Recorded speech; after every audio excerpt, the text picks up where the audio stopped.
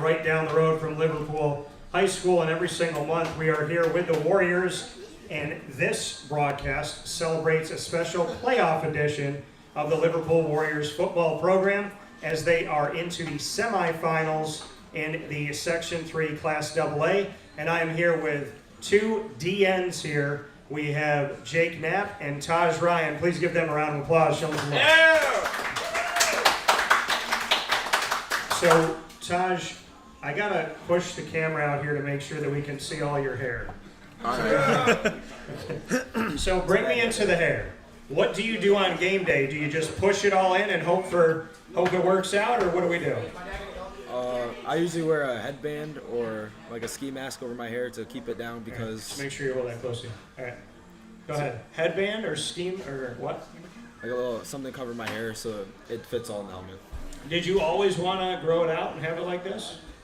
No, I used to have it actually very short, like a 1 inch long max. Okay. So why this? Is this superstitious or no? Yeah, I found out that we're not cutting our hair for playoffs or anything. Not cutting your hair for playoffs. Are you okay with it? Yeah, Can you live with it? yeah, it's fine. Okay. I like it. Who has better hair than you on the team? I will say Jared Curcio has some really nice hair. All right. Okay. He's got it coming out the back. Is it a Coming out the mullet? back. It is a mullet. My hair is so long. Okay. It is longer today. Jake, how are you? Good, how are you? I'm doing very well. Jake, you told me before we got started that you have 7 good fingers to go. Yes, I do. What has happened to you this season, sir? Bring us into it. So, during the Henniger game, I was coming down the line to tackle some kid, and I must have did something to my thumb, maybe hit it the wrong way. I get up, and my thumb's swollen all the way around, fat as can be. Don't know what happened to it. I got it checked out at SOS. It's some type of ligament problem. I don't know if it's stretched or torn. They just told me to wear this brace for 4 weeks, and I get a checkup and see what goes on from there.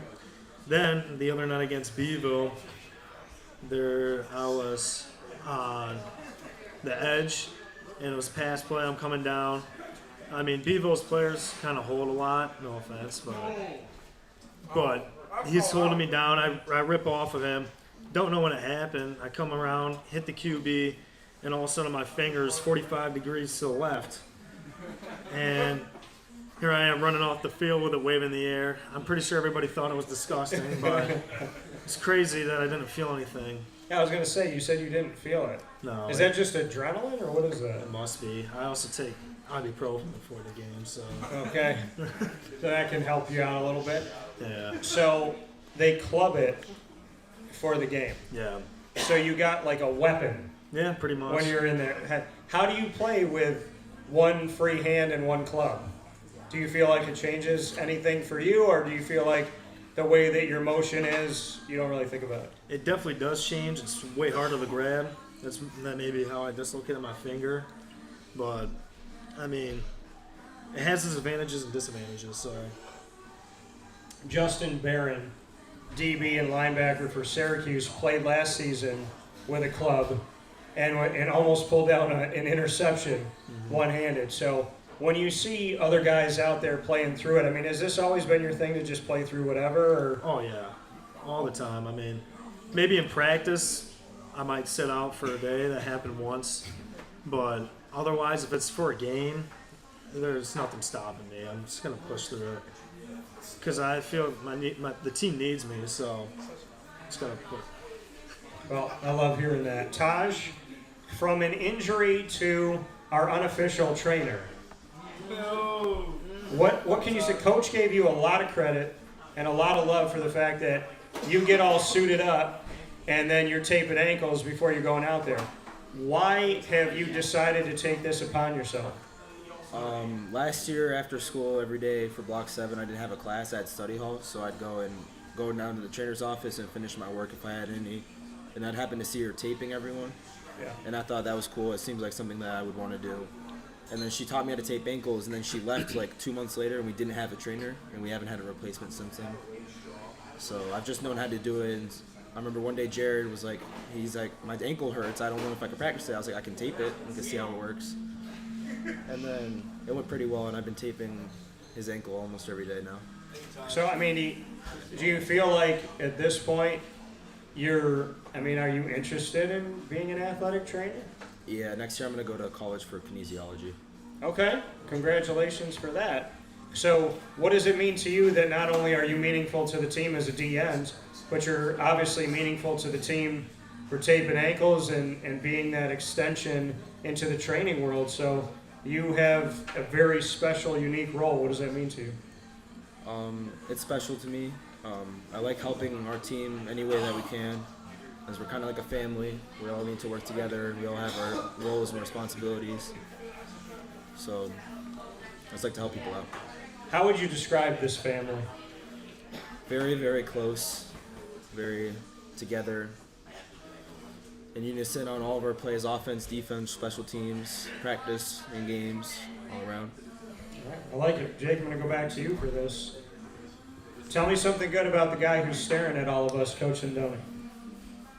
Overall, I mean, I've only been playing football for 2 years now, Yeah. but he's probably one of the best coaches I've had. He's supportive of everybody. He takes care of everybody. Like, you'll never be left out if he's your coach. Never be left out. No. Why do you say that? Because he makes sure that you're okay, even if you're not like a star player on the team. It doesn't matter. You're all part of the same family. So he treats everybody the same no matter who's playing. Yep. That says a lot about Coach. I'm not surprised to hear something of that caliber being said. Taj, tell me something good about Coach. It's a lot of good things about Coach. I think the best thing about Coach is probably how he's always thinking about everyone on the team, about winning, about working together, about discipline especially. That's his big thing. And So how would you describe discipline? Because there's a lot of people in this world that are a lot older than you that have no discipline. So how important is discipline in your life? discipline's important in my life and everyone's life. Coach likes to describe it in 4 key points about max effort, no mental mistakes, no turnovers, and then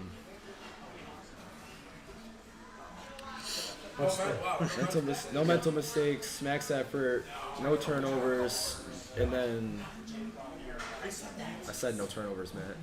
Jake, do you know?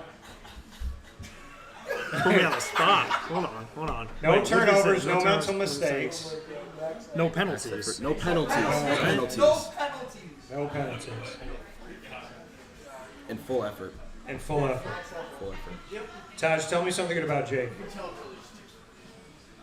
Jake always, no matter what day it is, he'll always bring it and always give it max effort. He's always going. Coach said your speed, Jake's power. Yes. What's it like playing with him on the D-line? It's nice. I know he always has your back, no matter what side of the ball he's on. All right, Jake, tell me something good about Taj. I could say the same. He always has your back. Like, a lot of the times for practice, obviously he's like our own personal trainer. He always helps me wrap my hand.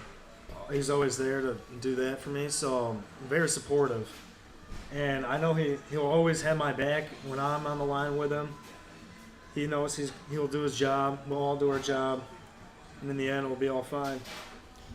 When you have him step up to be an athletic trainer for this team, just what that's meant to you and to the rest of the guys, that he's taken it upon himself to educate himself, and it has an immediate effect on practice and the game. Like, hold on, say that again. I'm Just sorry. what it means to you to have Taj not only on the D-line with you, but because he's taken the time in the athletic training world and he's learned so many things, that you can not only rely on him as a teammate, but you can rely on him beyond that to help you in practice, help you in a game, for you guys to feel better and to obviously be healthy. Yeah, it's just awesome. Like, supportive on and off the field, able to help us whenever we need it. It's just a great, just a great person. It's a great what's the word I'm trying to find? Just like teammate. Yeah, he's a great, just all supportive all the way around. So, Rod. would you agree that you're the power and he's the speed? Pretty much, yeah. I'm not the fastest guy.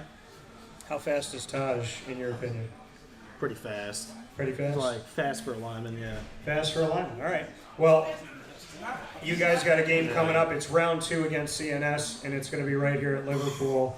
Bring me into that first matchup, that 6-0 win on the road at CNS, and just what your thoughts are about this game. That first game, our defense really, we were really locked in. We were just we knew what we were doing. We knew our assignment. In the first half, I was kind of iffy, but that second half, I knew what I needed to do. I knew what was going on by then, and just the whole team, we were able to know our jobs and did what we did. And that's what helped us defeat them, pretty much. So. Knowing your assignments. Yeah. All right, Taj, why should people come out to this game this Friday, November 8th at 6 p.m. at Liverpool? It's a big game. It's a big rivalry game. CNS and Liverpool have been rivals for years, but even before this year. What are your thoughts on round 2 with them? I think we're ready for it. They might be ready for it. Who knows? What did you learn from that first game? Learned that we needed to get ready faster. Offense, defense, special teams. We weren't really ready in the first quarter, so So you got to be ready to go faster. ready to go right away. All right. I like that. I'm sure Coach likes to hear that. Let's go to rapid fire. Taj, what's your question for me? If you had life advice you could give, one piece of life advice to anyone, what would you give? If I had one piece of life advice, and I think it's the tagline, well, it's what I say at the end of every wake-up call episode in the morning, which is God bless, no stress, do your best. And the reason why I picked that is remember that God loves you, remember that you have your blessings, keep God first. No stress, because stress will only kill you and drive you nuts. And do your best, because your best will be good enough for God, it'll be good enough for you, and to the people that actually care about you, it'll be good enough for them. Like that. My question back to you, Taj, if you had a neon sign flashing above your head everywhere you went, what would it say? Robot. Robot? Robot. Why? Why would it say robot? I've been known to make some pretty robotic movements. Walking around the school pretty robotically. Robotic Like an NPC.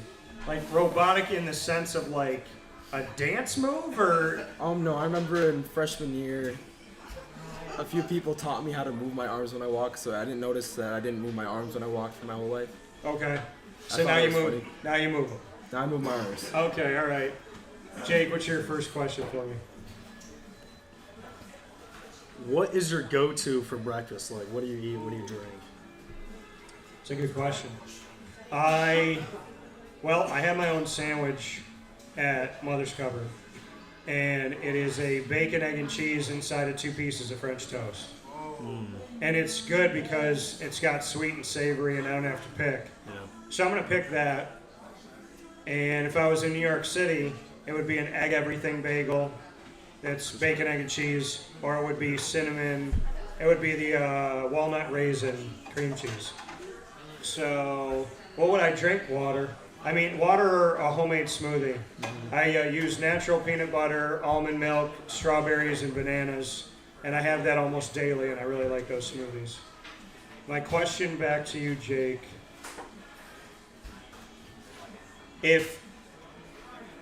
What would be the most perfect combination? Like if you were making a smoothie, what do you have to have in it? Usually strawberries, Okay, bananas. okay. Usually when I make a smoothie, it's a protein shake, so there's always some sort of protein in there. But I would say strawberries. Strawberry and banana? Yeah. All right, we're on the same line here. All right, Taj, you got one more for me. What do you got? If you could play football right now, any position, offense, defense, anything, what position would you see yourself playing? If I played football right now, what position would I be? What position do you see yourself Oh, playing? man. So, I'd probably have to say running back. I know I'm scrappy. I know I have quick moves. I know I put on more muscle than when I was in high school and they told me to put on 100 pounds when they wanted me to play running back. So, I would say running back because I respect all positions, but there's just something about being able to like hit a hole and just like burst through and take off and then make somebody have to catch up with you. And there's something about stiff arming someone and pushing their head so hard that they fly with their whole body. I saw Derrick Henry do it last year. It was insane. So I want to say running back. Okay. All right, Taj. If you could have dinner with 3 football players, who would you eat with and why?